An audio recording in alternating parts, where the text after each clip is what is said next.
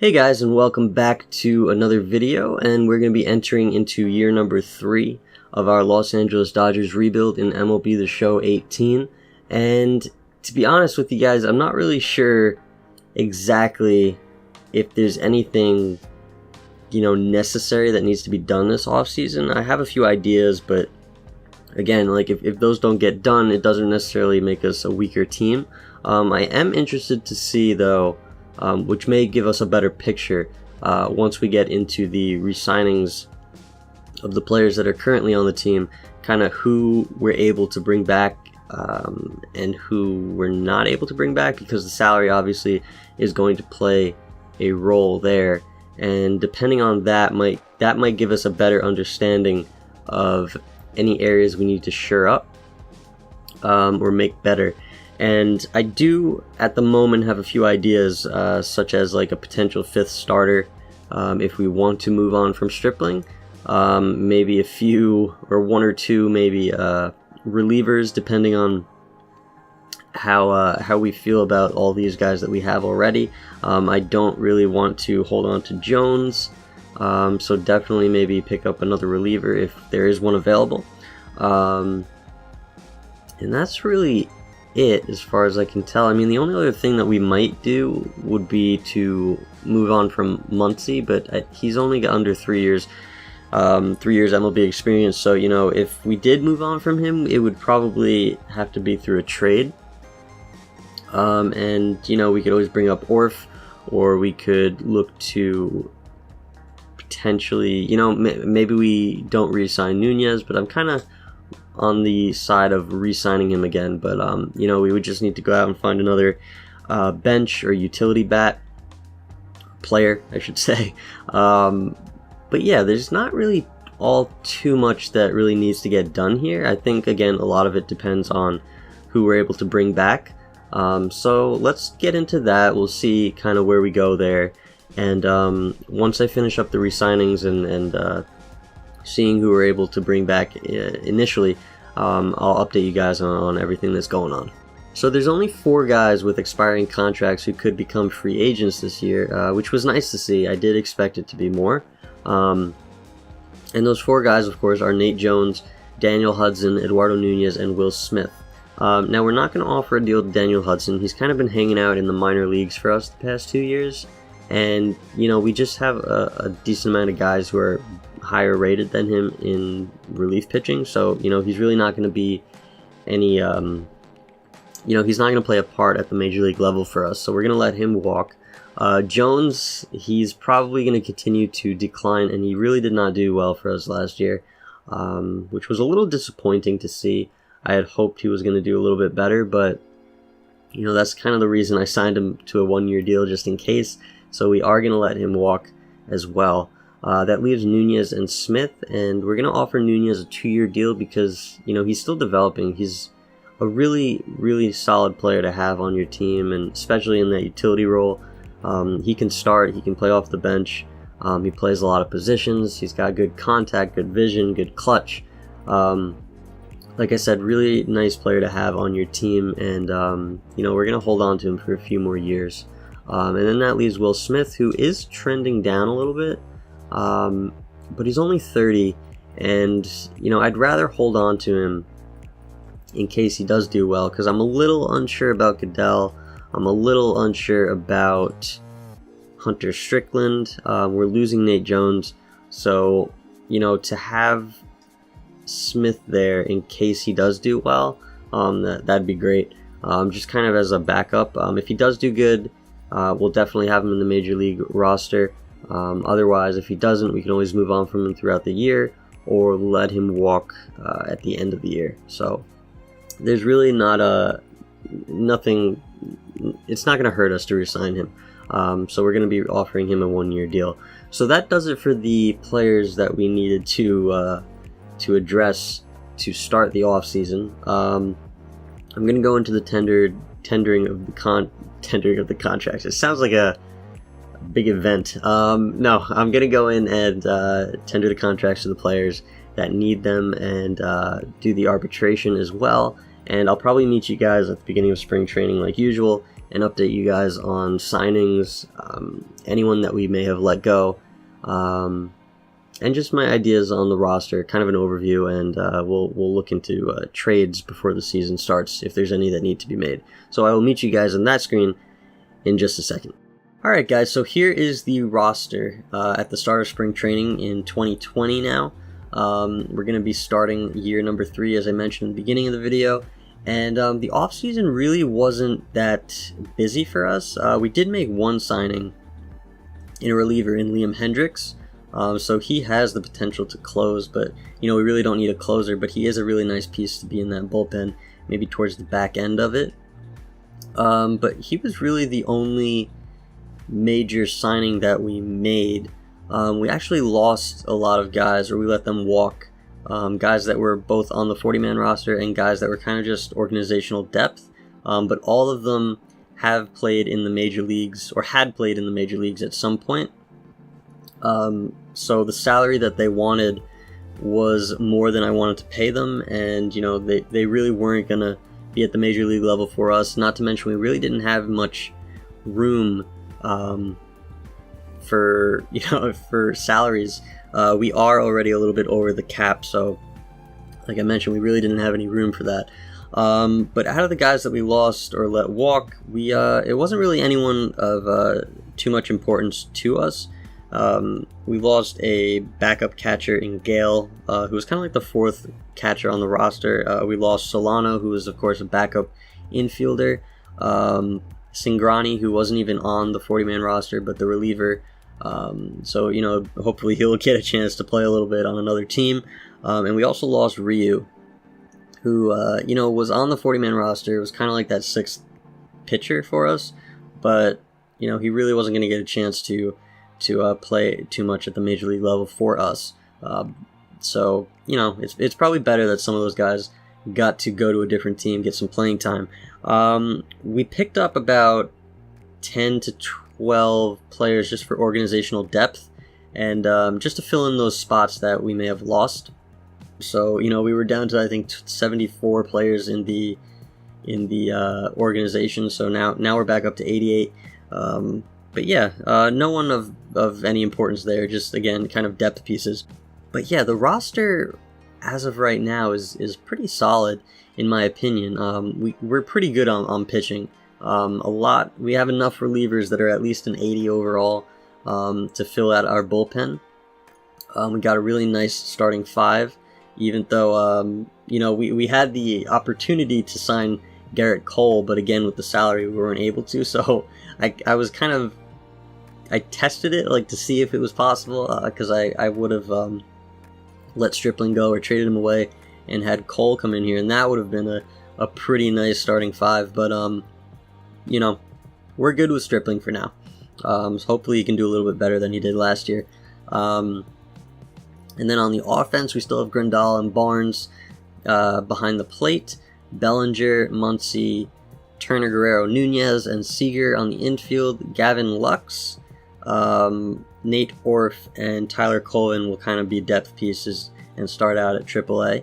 And then in the outfield, we have Brantley, Taylor, Haniger, Tolles, and Peterson. Hernandez and Schebler are most likely going to be in AAA and start out as depth pieces as well.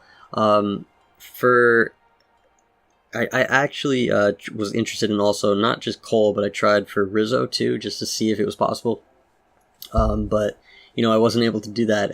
My thinking was that we could have brought in Rizzo, put him at first, put Bellinger in an outfield spot, and then move on from Brantley, because he did drop a little bit in some of his attributes. So I was a little worried, but it's all right. We'll see how he does. That was just kind of like if we were able to sign Rizzo, kind of an idea that I had, but we weren't able to do.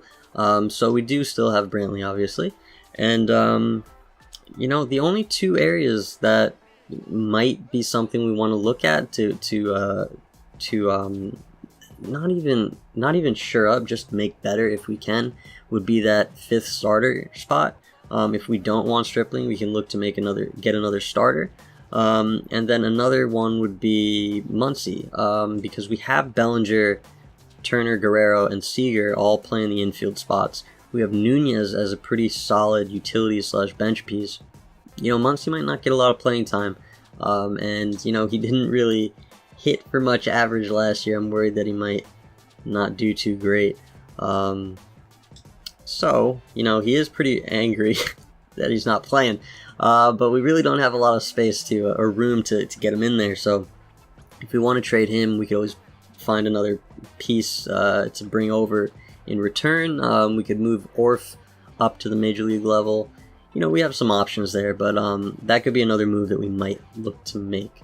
But aside from that, again, this roster is pretty solid all the way around. I'm very happy with it. For the time being, I hope they can perform as we would expect them to. And again, the World Series is our goal. So yeah, we're gonna move along. We probably again won't be doing the draft. I don't know that we're gonna be making any trades before the season starts. If we do, of course, I will meet you guys at the trade screen before anything else. But if not, I'll probably update you guys around the All-Star break just to show you how the team's doing.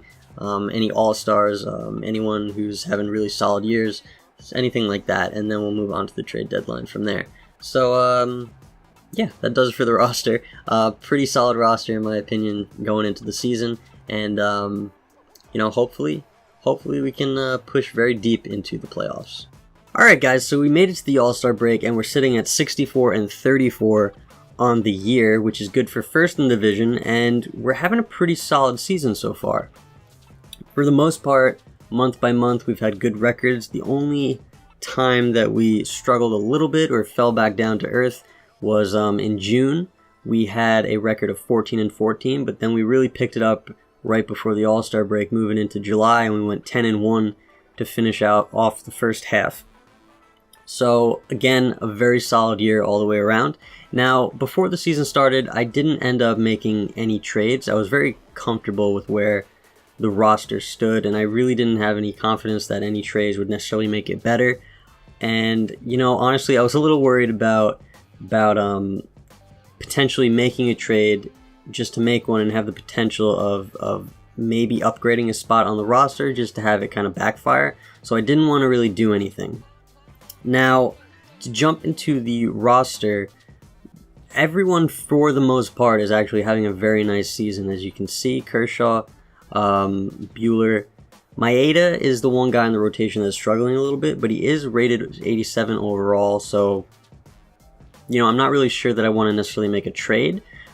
Maybe we will, but that depends on what's out there and what we're able to get. We are very tight on budget right now with all the players' salaries. But moving on, Urias is gone up a little bit from last year, as you can see, but not terrible. Not terrible. ERA is at 4.21, so he's kind of around average, but we're not going to hold that against him. I'm sure he'll continue to develop and do well. Maybe he'll pick it up in the second half along with Maeda. Stripling is actually doing pretty good, so we're kind of happy that we didn't trade him or anything at the beginning of the year. Who else? The bullpen all the way through is solid. Very solid. No one has an ERA at 3 or above. We're all in the 2s or lower. So that's really cool. Jansen's having a bounce back year. His ERA is under 1. He's already got 30 saves. His whip's under 1. So, it's nice to see that because his ERA and his year last year was not a good one. Way off pace of what he usually does, and to see this is nice. Nice to have a bounce back year. Although he is starting to trend down, which I'm not too excited to see. On the offensive side, we got Grandal, who's struggling a little bit. The power numbers are still there. It's just average-wise, he's dropped quite a bit this year. But we're still going to have him in that starting role. But Barnes is having a nice year again as a backup catcher. Bellinger is having a solid year. Muncy's having a nice year in the limited amount of playing time that he's getting. Turner's playing well. Guerrero, a bit of a sophomore slump, I guess you could say. But, again, like Urias, we're expecting him to develop. He'll bounce back, hopefully, and keep getting better.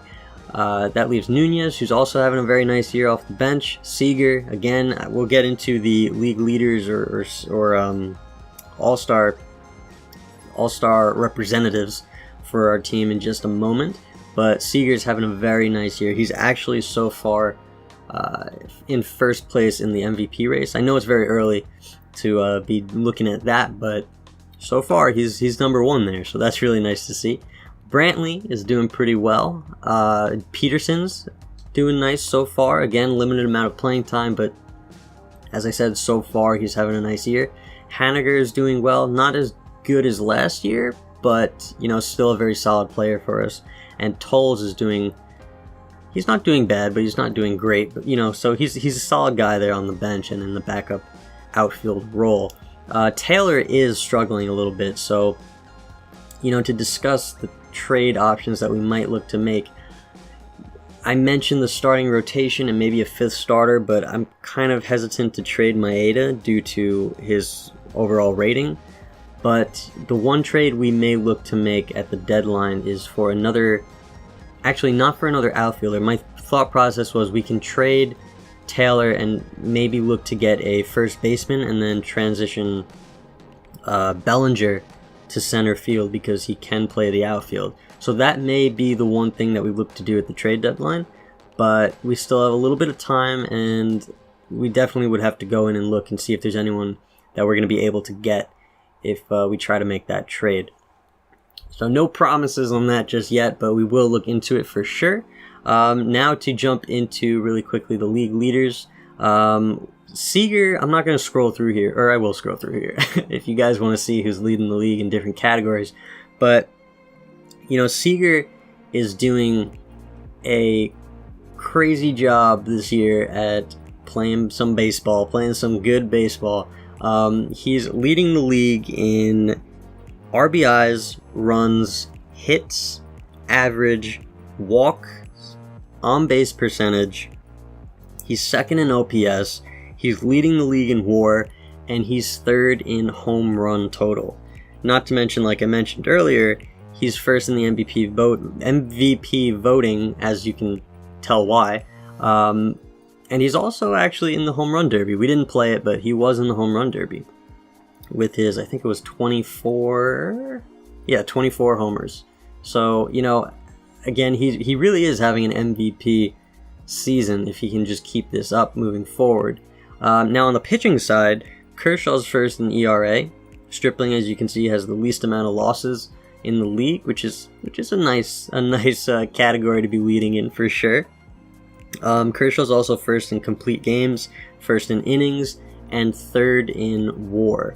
So, we got Kershaw leading the pitching staff, and we got Seager leading the offense this year. But again, as you saw in the stats of our players all the way around, very solid year for the majority of our team.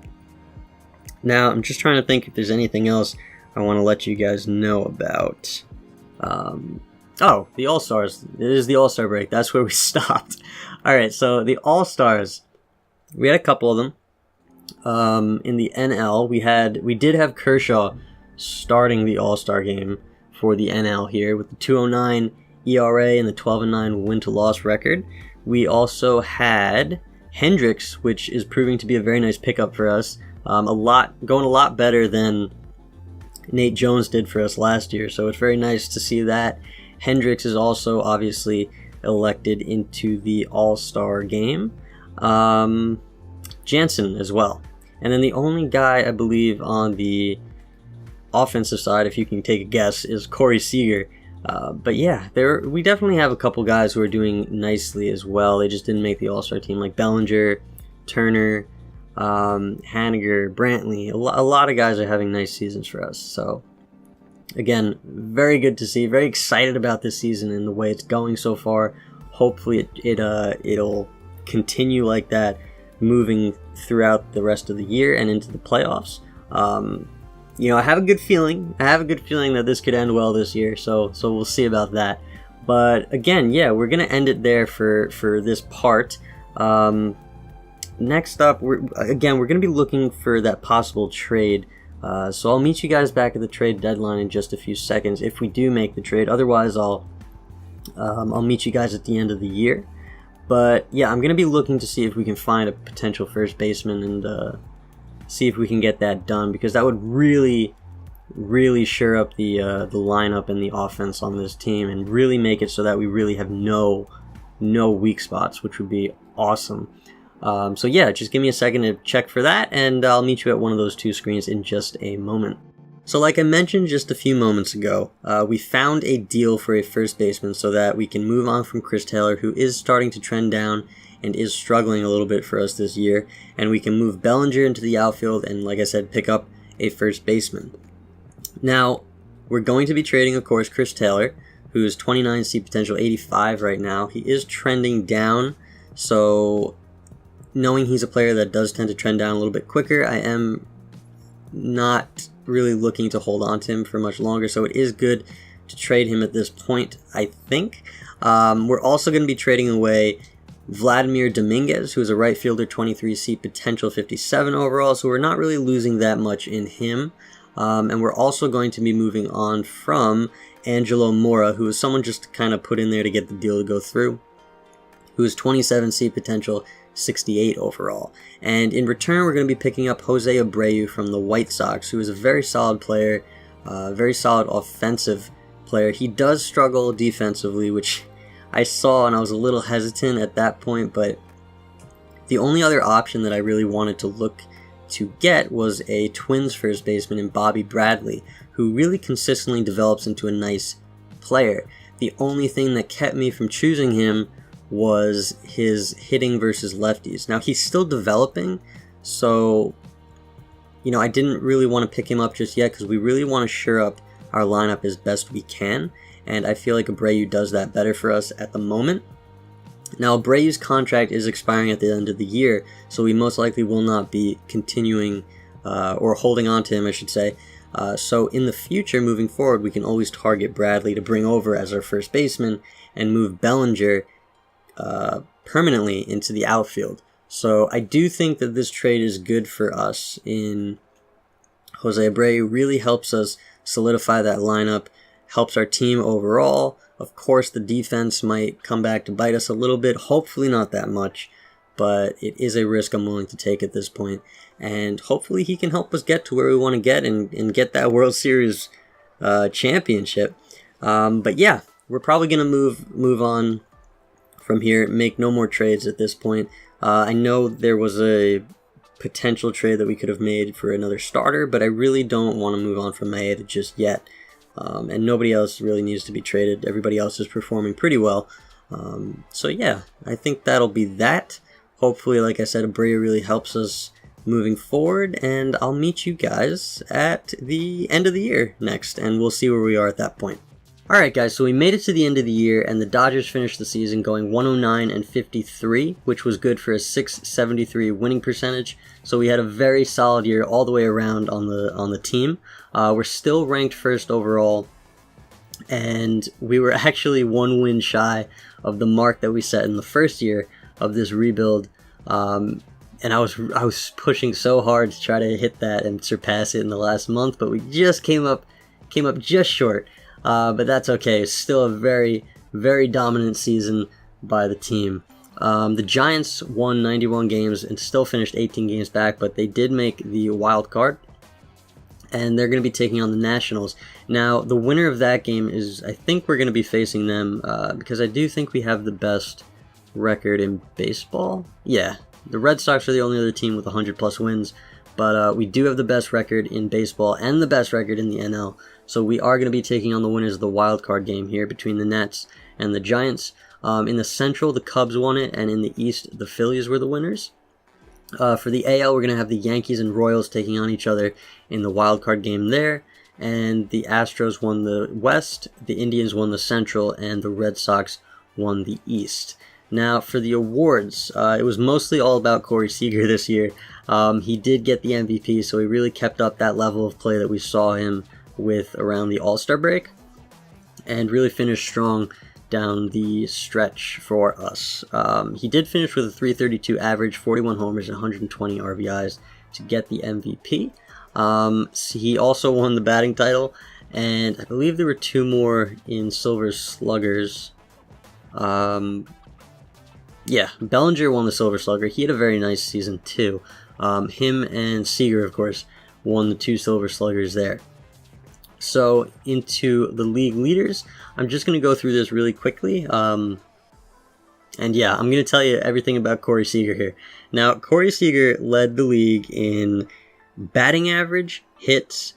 He was second in homers. He led the league in RBIs, runs, walks, on-base percentage. He was third in slugging, second in OPS.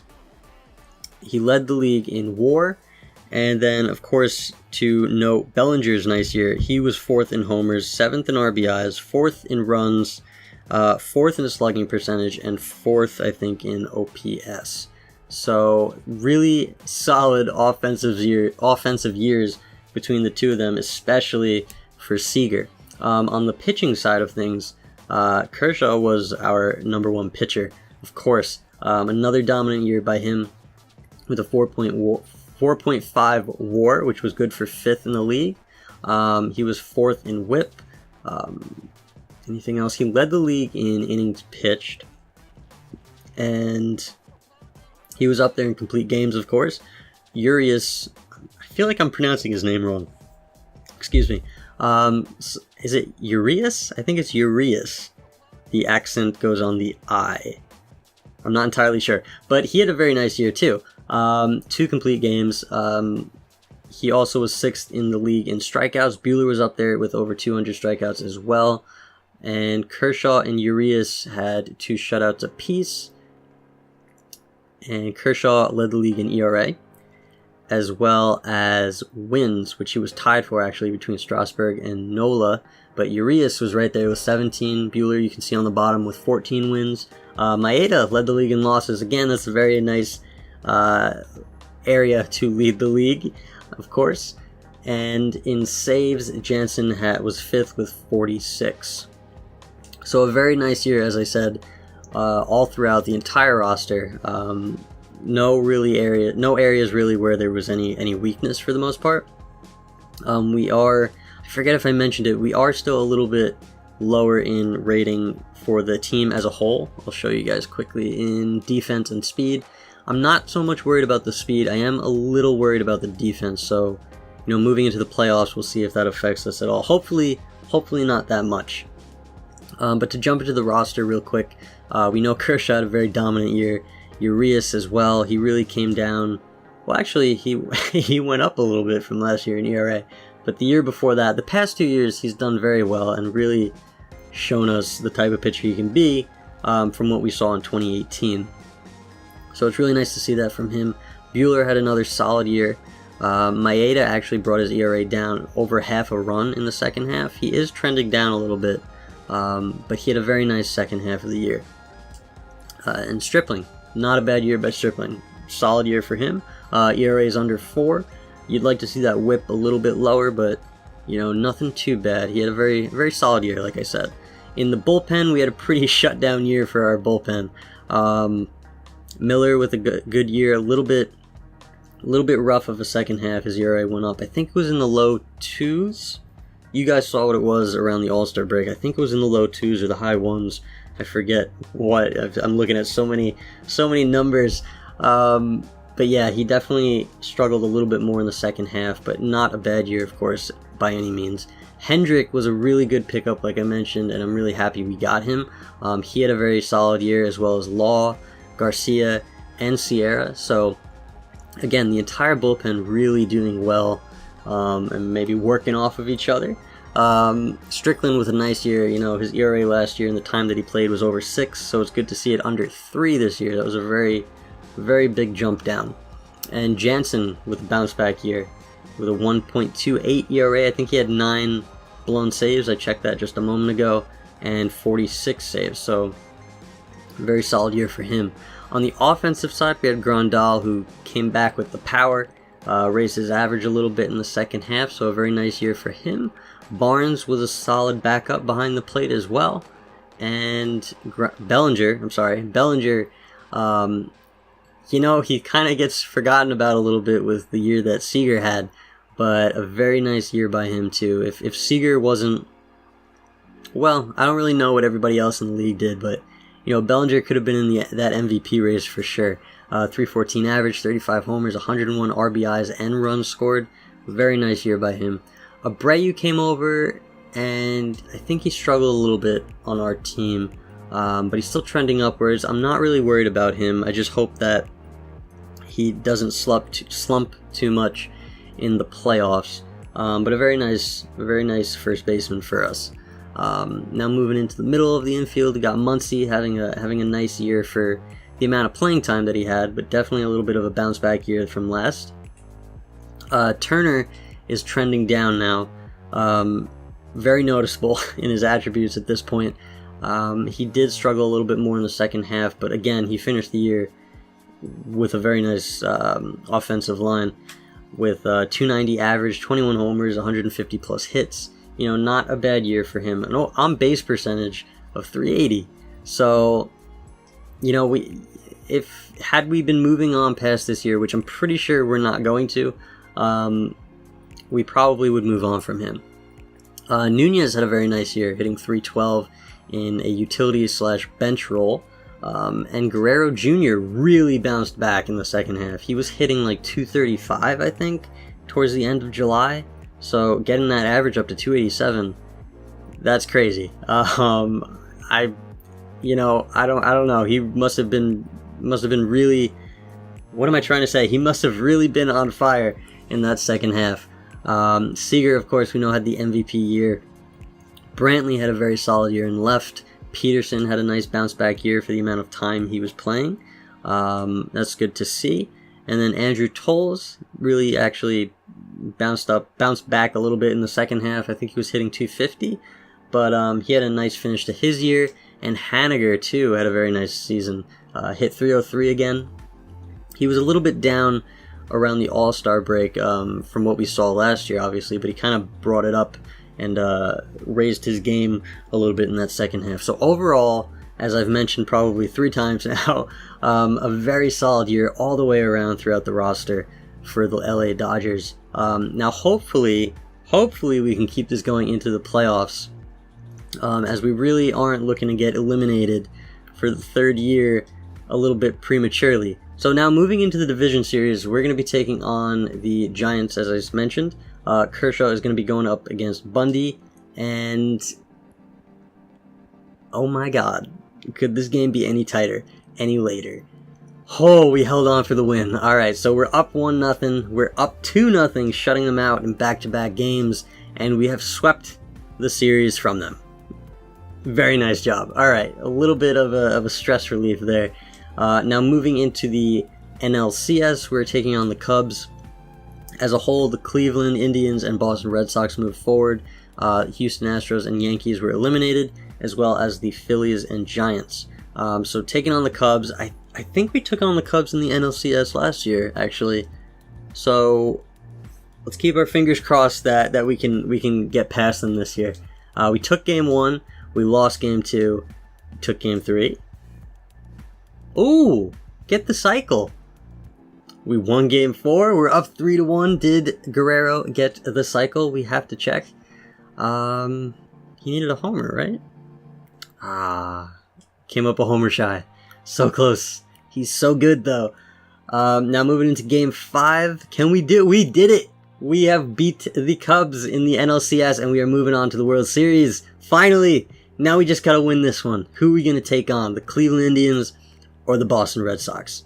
It's going to be Boston. The 2 best records in each league are taking on each other in the World Series in 2020.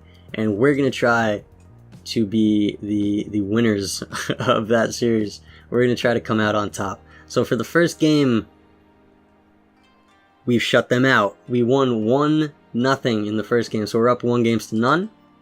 Again, we shut them out in the second game, 3-0, kind of similar to the NLDS against the Giants here.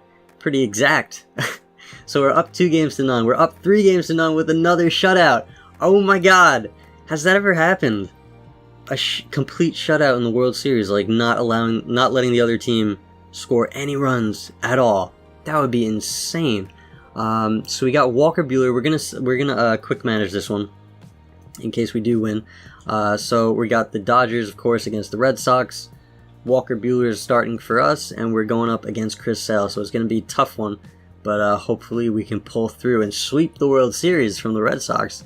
We got Seager, Abreu, Turner, Bellinger, Guerrero, Haniger, Brantley, Grandal, and Muncy as the DH. So let's jump into this. Starting off at the first inning, we got Seager leading off for us against Chris Sale, and he strikes out. So not a good start, but we're going to try to turn that around as we push deeper into this game. Abreu with the single, Turner flew out, and Bellinger flew out. So we couldn't get anything, started in the first inning. Buehler leading off in the bottom of the first, or taking on Betts, who was leading off in the bottom of the first, and he gets him to fly out. Pedroia flies out, and Hosmer with a double. We're going to pick him off at second, but he's not out. Sano strikes out. Moving into the second, we could not get anything going. Buehler back on the mound in the bottom of the second. He gives up another 2-out double to Buxton. He is safe at second, and Pierce drives him in with the single. No. We're down 1-0. Alright, let's come back from this. Vasquez with another single, first and third now. Betts flies out to end the inning. Grandal with the leadoff walk in the third. Muncy flies out. A strikeout on Seager's part, and Abreu flew out. Pedroia leads off with a walk in the bottom of the third against Buehler. Hosmer walks 2. Sano walks 2. Okay. Not a good inning for Buehler. Pop out of Devers. Lucroy strikes out. Can he get out of this? Buxton struck out. He got out of bases loaded jam. Nobody out. Very nice to see. Okay, let's build off that. Let's score some runs here. Turner, it grounds out. Bellinger strikes out. Guerrero Jr. flies out. So we couldn't do that. All right, moving on to the bottom of the fourth. We got Pierce doubles to lead off the inning against Buehler. Vasquez strikes out. Betts struck out, and Pedroia struck out. So very solid game so far by Buehler, especially with runners in scoring position or men on base. So that's actually really good to see. Haniger leads off with a double. Finally, we possibly get something going here. Brantley with the ground out, couldn't move him over. Grandal struck out. Muncy, can you get him in? He moved him up. So that's something. Muncy with the single, first and third, 2 outs. Can Seager, the MVP, drive in the run to tie up the game? He can, and we got the second run to take the lead in the top of the fifth. 2 outs against Sale, trying to win our 4th game in the World Series to take the series. Okay, can we build off of this? Abreu, 2-run shot. We're up 4-1 in the 5th inning. It's looking really good for us. All right, Turner grounds out to end the inning. Buehler gives up a leadoff walk. Sano singles. I'm really anxious about leaving in Buehler. Devers. Okay, we'll pitch to Devers, who grounds it to a fielder's choice. Okay. Should I bring in a lefty to face Luke? It's only the 5th inning. That's why I'm kind of hesitant to bring in a relief pitcher just yet. But, I mean, he's doing really good with runners in scoring position and men on base, but he's allowing them to get on base. So I'm really nervous when that strong performance against RISP, RISP, is going to fall off. Hopefully it doesn't. No, it did. Lucroy with the 2-run double. 4-3. We're still in the lead. We are going to have to make a pitching change. Buxton is worse against righties, so I don't know. Should we just bring in... Why don't we bring in Derek Law? Pick off single. Pierce? Double play. We got out of it. Thank you, Law. Thank you. All right, Bellinger to lead off the 6th with a solo shot. We're up 5-3. I cannot talk. I keep tripping over my words here. Guerrero pops out. Haniger flew out, and Brantley grounded out. Completely missed who was starting. Vasquez grounds out to start the 6th for the Red Sox, and they cannot get anything going in that inning. Grandal struck out. Muncy with the solo shot. We're up 6-3 in the 7th. We can get this. Seager with the single, Abreu with the single, Turner flew out, Bellinger with the single, bases loaded, 2 outs, Guerrero Jr.'s up. Can he do it? He cannot. Okay, that's alright. We're gonna push past here. Should we bring... No, he's still got energy. Gave off a leadoff single. Let's bring in another pitcher, actually. Against Sano, who's worse against righties, I think. Should we bring in Hendricks? Maybe we'll bring in Hendricks in the 8th inning. I want to see who's better. Maybe we'll bring in Strickland. Ugh, there's an error. Fielder's choice. Pop out. Single in a run. Fly out. Alright, we're through the 7th. Still with a 6-4 lead. Haniger's up at the plate. Grounds out against Taylor Rogers. Brantley strikes out. Grandal with a single. And Muncy ends the inning. Alright, we're going to bring in Hendricks now to pitch the 8th. Lead off with a single against Vasquez. Betts hits into a double play. Alright, 2 outs. Pedroia with the single. Hosmer with the strikeout. Oh, it's getting really close. Getting really close here. Top of the 9th, Seager leading off. Gets on with a walk. Abreu with the flyout. Turner with the pop out. And Bellinger with the strikeout. Now we're going to bring in Kenley Jansen to face the Red Sox to hopefully win us the World Series. Sano strikes out.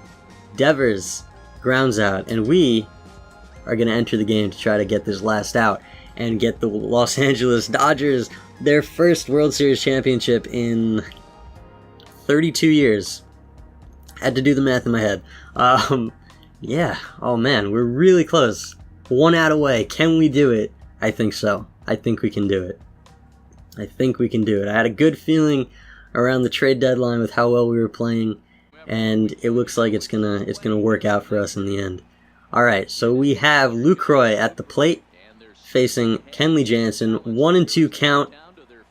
Can we do it? Yes! The Los Angeles Dodgers are the World Series champs in 2020. And we just watched them take the field and celebrate a little bit. Because they deserve it. They had a very nice year. 109 wins, excuse me. But they played great. They did not let up in the playoffs, coming in with the sweep, I think. If not, they won it in 4 games in the division series. I cannot remember. They won against the Cubs in, I think it was 5 games. And then they came in here and we swept the World Series from the Red Sox to win the trophy. Alright.